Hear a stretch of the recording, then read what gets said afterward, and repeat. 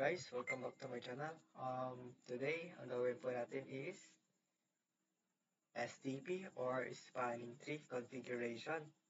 So, ito po is yung same topography of the last activity na ginawa natin para po hindi po tayo mahirapan.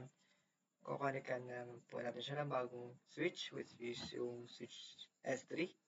As you can see here, same process lang po siya.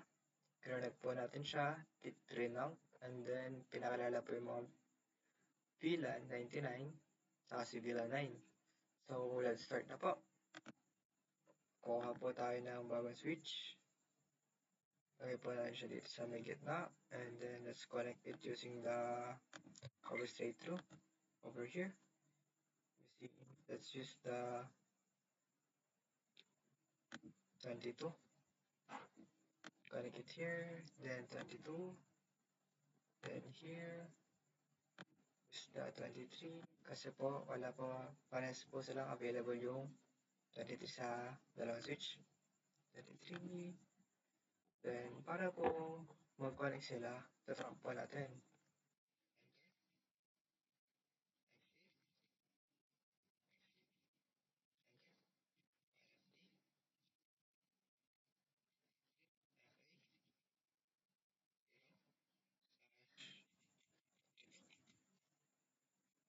Switch. Up. Done. Same as S2. Enter. Exit. NST. FA. 0. Start condition. Switch. Switch. Port. Mode. Route. Enter. Now that is sa pagkakala siya. Switch 4. For other hours spanning tree. So, as bago siyang lagay na router, ayun na switch. My bad. So, kilala po muna lang si VLAN 9 at si VLAN 99. And, NFP, VLAN 9,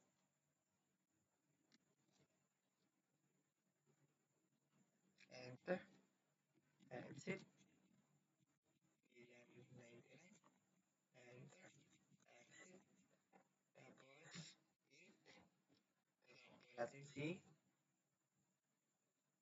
FA022 and C023. So, let's just see range FA0/22 to 23. Enter. Switch. Ay, mali yung spelling natin. Switch. Port. Mode. Rock. Siya ay gumana. Hindi po. So, yun po. Kakaroon po siya na isang color green. So, po natin para let's make sure. So, para po makita ng simulation, wala rin po. Ito po. VLAN 9. VLAN 99. In progress. Play po natin siya. So, yun. Doon po siya dumaan. Natin. Failed. Double tap. In progress.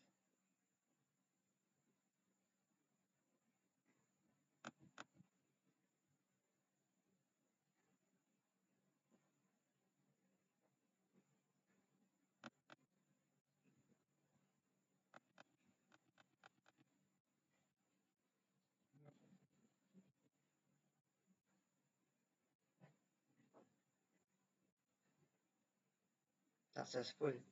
So, yun po ang ating spanning tree or STP protocol. So, yun.